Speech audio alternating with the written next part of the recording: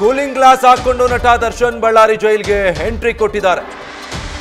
Cooling ಗ್ಲಾಸ್ಗೆ ಅವಕಾಶ ಕೊಟ್ಟ ಬೆಂಗಾವಲು ಪಡೆಗೆ ಈಗ ನೋಟಿಸ್ ಜಾರಿ ಮಾಡಲಾಗ್ತಾ ಇದೆ.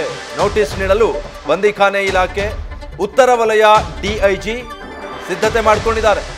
ನ್ಯೂಸ್ ಫಸ್ಟ್ಗೆ ಇಲಾಖೆಯ ಉತ್ತರ ವಲಯದ ಡಿಐಜಿ ಶೇಷ ಈ ಮಾಹಿತಿಯನ್ನು ಕೊಟ್ಟಿದ್ದಾರೆ. ಜೈಲಿನಲ್ಲಿ ಕೂಲಿಂಗ್ ಗ್ಲಾಸ್ನಂಥ ವಸ್ತುಗಳನ್ನ ಒಯ್ಯೋ ಹಾಗಿಲ್ಲ, ಬರಬೇಕಾದ್ರೇನೆ ಕೂಲಿಂಗ್ ಗ್ಲಾಸ್ ಹಾಕೊಂಡು ಬಂದಿದ್ದಾರೆ.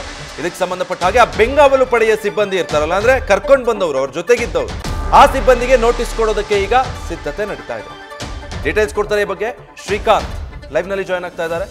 ಶ್ರೀಕಾಂತ್, ಈಗ ಬಳ್ಳಾರಿ ಜೈಲಿಗೆ ಕರ್ಕೊಂಡು ಬರ್ತಿದ್ದ ಹಾಗೇನೆ ಸ್ಟೈಲ್ ಆಗಿ ಕೂಲಿಂಗ್ ಗ್ಲಾಸ್ ಹಾಕೊಂಡು ಬಂದ್ರು ದರ್ಶನ್. ಹಾಗಿದ್ರೆ ಆ ಬೆಂಗಾವಲು ಪಡೆಯವರು ಅದನ್ನು ಗಮನಿಸೇ ಇಲ್ವಾ? ಸುಳ್ಳಾಗುತ್ತೆ. ಅದು ಗೊತ್ತಿದ್ರು ಅವಕಾಶ ಮಾಡಿಕೊಟ್ರ? ಹಾಗಿದ್ರೆ ಏನ್ ನೋಟಿಸ್ ಕೊಟ್ಟು ಯಾವ ರೀತಿ ಉತ್ತರ ಕೇಳ್ತಾರೆ ಇದಕ್ಕೆ?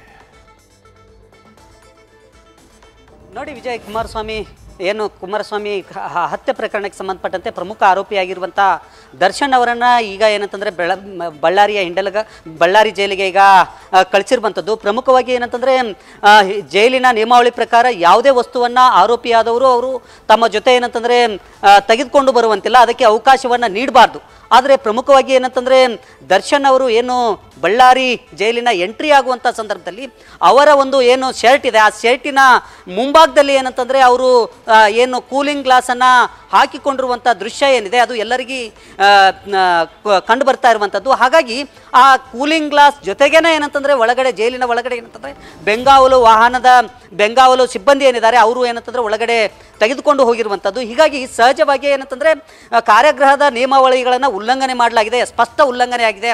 ಹಾಗಾಗಿ ಈಗ ಏನು ಬೆಂಗಾವಲು ಸಿಬ್ಬಂದಿಗಳೇನಿದ್ದಾರೆ ಅವರಿಗೆ ನೋಟಿಸ್ ನೀಡಲಿಕ್ಕೆ ಉತ್ತರ ವಲಯ ಕಾರಾಗೃಹ ಇಲಾಖೆಯ ಎಡಿಜಿ ಆಗಿರುವಂಥ ಶೇಷ ಅವರು ಈಗ ನೋಟಿಸ್ ನೀಡಲಿಕ್ಕೆ ಸಿದ್ಧತೆಯನ್ನು ಮಾಡಿಕೊಂಡಿರುವಂಥದ್ದು. ಪ್ರಮುಖವಾಗಿ ಅವರು ಈಗ ಪತ್ರವನ್ನು, ಈ ವಿಚಾರವನ್ನು ಏನಂತಂದರೆ DG ಅವರಿಗೆ, ಕಾರಾಗೃಹ ಇಲಾಖೆ DG ಅವರಿಗೆ ಮಾಹಿತಿಯನ್ನು ರವಾನೆ ಮಾಡಿರುವಂಥದ್ದು. DG ಮೂಲಕ ಏನಂತಂದರೆ ಬೆಂಗಾವಲು ಸಿಬ್ಬಂದಿ ಏನಿದ್ದಾರೆ ಅವರಿಗೆ ಏನಂತಂದರೆ ಈಗ ನೋಟಿಸ್ ಹೋಗುವಂಥದ್ದು. ಹಾಗಾಗಿ ಸಹಜವಾಗಿ ಏನಂತಂದರೆ ಇದುವರೆಗೆ ಏನು ಪರಪ್ಪನ ಅಗ್ರಹಾರ ಜೈಲಿನಲ್ಲಿ ರಾಜ್ಯಾತಿಥ್ಯವನ್ನು ನೀಡಿದಂಥ ಸಿಬ್ಬಂದಿಗಳಿಗೆ ಸಂಕಷ್ಟ ಎದುರಾಗಿತ್ತು. ಸುಮಾರು 9ಕ್ಕೂ ಹೆಚ್ಚು ಸಿಬ್ಬಂದಿಗಳು ಏನು ಅಮಾನತುಗೊಂಡಿದ್ರು.